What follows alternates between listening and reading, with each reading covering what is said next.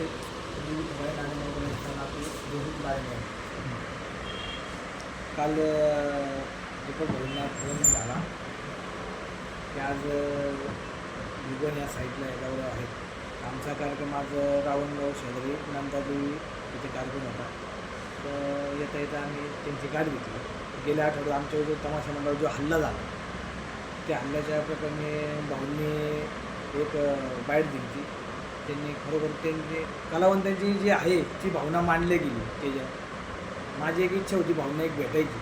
भावना समक्ष भेटून ज्या घटनेचा तुम्ही जे निश्चित केला, खरोखर कुठलाही पुढारी असो कुठलाही मंत्री असो आजपर्यंत त्यांनी कुठलीही बाईट दिली नाही. पण भाऊंनी कलावंताची एक जी दखल घेतली. त्यांना तळतळ होती कलावंत जागला पाहिजे. आज कलावंतांची साहेब खरंच परिस्थिती फार वाईट आहे.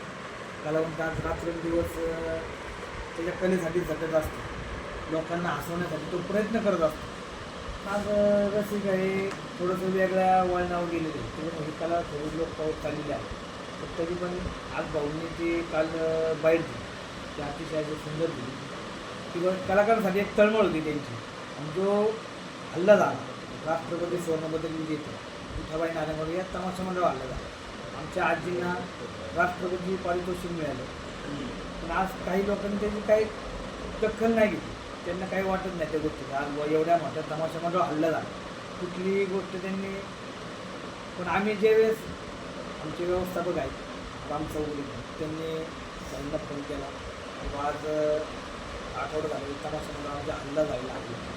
किंवा या गोष्टीवर ते निर्बंध लागले पाहिजे. आज कलाकार जगतोय. आज कलाकार भरपूर हल्ले झाले. तो मागे 1-3 वर्षापूर्वी तुकाराम खेडकर पाटोंबळे यांच्या तमाशावर नाशिक जिल्ह्यामध्ये हल्ला झाला. त्याच्यानंतर हरिभाऊ बडे ह्या तमाशा मंडळावर हल्ला झाला. आणि ह्या गेल्या आठवड्यात आमच्या तमाशा मंडळावर हल्ला झाला. हे असे जर हल्ले होत चालले ही लोकांना जिवंत राहीन असं मला वाटतं. पण ही जिवंत राहावी यासाठी भाऊंनी खरंच तळमळीने हा व्हिडिओ बनवला की लोकांना ही जिवंत राहिली पाहिजे. असे जर कलाकारांना हल्ले झाले तर कलाकार याच्यात तमाशा मंडळात येणार नाहीत ना. असे हल्ले होत असेल तर तमाशाचं कोण वळणार नाही. कारण की तमाशात आता नवीन पिढी यायला मागत. जेवढे जुने आहेत तेवढे जुने जाणते आहेत तेवढेच तमाशा आता चालू. पण नवीन पिढी याच्यात येत नाही. आजपर्यंत जे हल्ले झाले तमाशा चालू असताना एखाद्या गाण्यावरनं म्हणा किंवा एखाद्या लावणीवरनं दगडफेक म्हणा किंवा हल्ला झाला असेल. परंतु आज तर तुमचा जो हल्ला आहे तो त्या पंपावरती झालेला दिसतो. हो तसं म्हणजे नेमकं काय करणार होतं? नाही पंपावर आमचे व्यवस्थापक आहे राम चौधरी.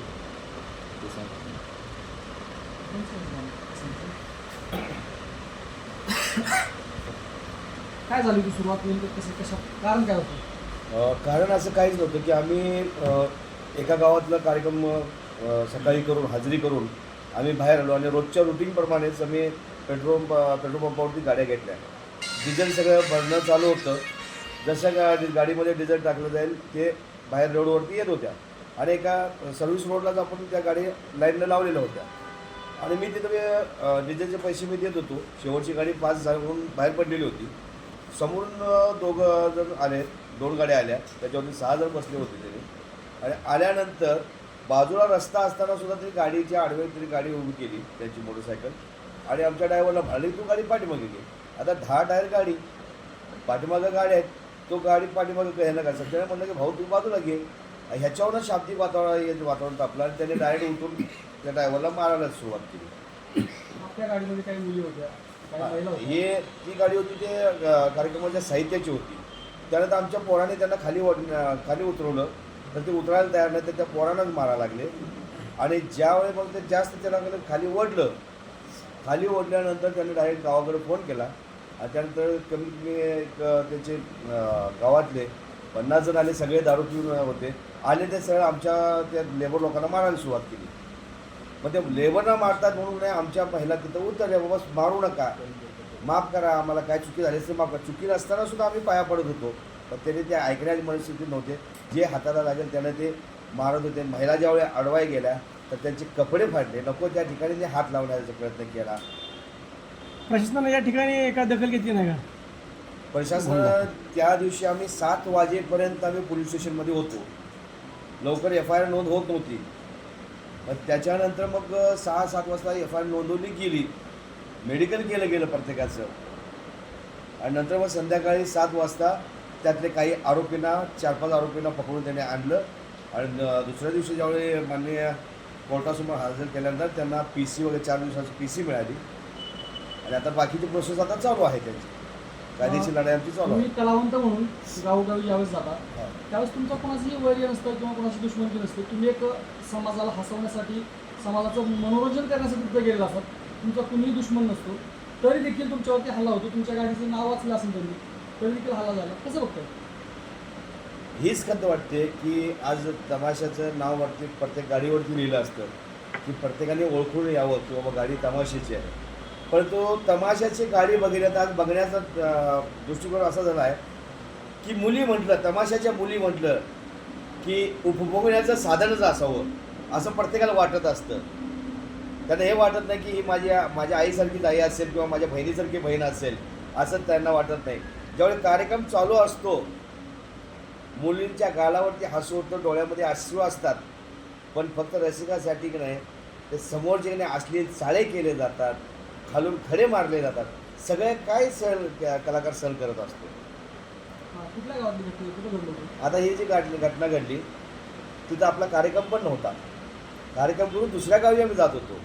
पेट्रोल पंप होता ह्याच्यावर वरुडी पठार म्हणून आहे संगमनेरच्या पुढे, त्या रोडवरतीच ही घटना घडली. तुम्ही एक कलाकार म्हणून येताना फक्त कोड घेऊन येतात, जाताना त्या गावचं नाव घेऊन जात असता. बरोबर. आता तुम्ही तुमच्यावरती ज्या गावामध्ये हल्ला झाला त्या गावाचा तुम्ही प्रत्येक गावात उल्लेख करणार, माझ्यावरती हल्ला झाला म्हणून त्याच्या गावाचं म्हणजे प्रसिद्धी करणार का तुम्हाला? प्रत्येक आहे आम्हाला त्याची शेवटी नाव जर तुम्हाला म्हणजे आम्हाला त्या गावाची वैर काहीच नाही आहे. गावानं काय केलं, गावातील काही जे विकृत बुद्धीची जे मुलं होती, जी माणसं होती त्यांनी केलेलं आहे. आम्हाला गाव शेवटी उद्या भविष्यात आम्हाला त्या गावामध्ये सुद्धा कार्यक्रम करावा लागणार आहे. जाणार तुम्ही? बोलवलं तर नक्कीच जाणार. कारण गावाशी वैर नाही आपलं, फक्त तिथं जी काही मानसिक जी विकृती आहेत त्याच्याशी वैर आहे. आणि तमाशा कलावंत इथे आहेत, त्याच्या भावना तुम्ही ऐकले, कसं वाटतं? नाही, हे घडलेली घटनाच अत्यंत निंदनीय आहे. पहिल्यांदा या घटनेचा निषेध करावा तेवढा कमी आहे. आणि आज भिगवणच्या दौऱ्यावरती आल्यानंतर त्या ठिकाणावरती तमाशा कलाकार पण आले. मुळात असा प्रश्न आहे की विठाबाई मांग ह्या अत्यंत महाराष्ट्राला, देशाला गौरव असणाऱ्या महिला आहेत. आणि त्यांच्या कुटुंबाच्या तमाशावरती व कलाकारांवरती जो हल्ला होतो हा खरा विठाबाई मांग यांचा अपमान आहे. पहिल्यांदा या गावातल्या ज्या लोकांनी, समाजकंटकांनी जो काही हल्ला केला त्या हल्ल्याच्या संदर्भामध्ये खरं तर महाराष्ट्राच्या मुख्यमंत्र्यांनी त्याच्यावरती हरकत घेतली पाहिजे. गृहमंत्री म्हणून त्यांनी त्यांच्यावरती कडक अशी कारवाई केली पाहिजे. माझं तर असं त्या पद्धतीनं म्हणणं आहे की त्या ठिकाणावरती पालकमंत्री आहेत, भई आता पालकमंत्र्यांबद्दल बोलतीलच, पण माझं त्या तिथल्या संगमनेरच्या तालुक्याच्या जे आमदार आहेत मला त्यांचा निषेध करायचा आहे. कारण ज्या महाराष्ट्राच्या राजकारणामध्ये तुम्ही जाता आणि ज्यांच्या जीवावरती आज नारायणगावसारखं ठिकाण आहे आणि त्या ठिकाणावरती विठाबाई मांगांचा एक मोठा पुतळा त्या ठिकाणावरती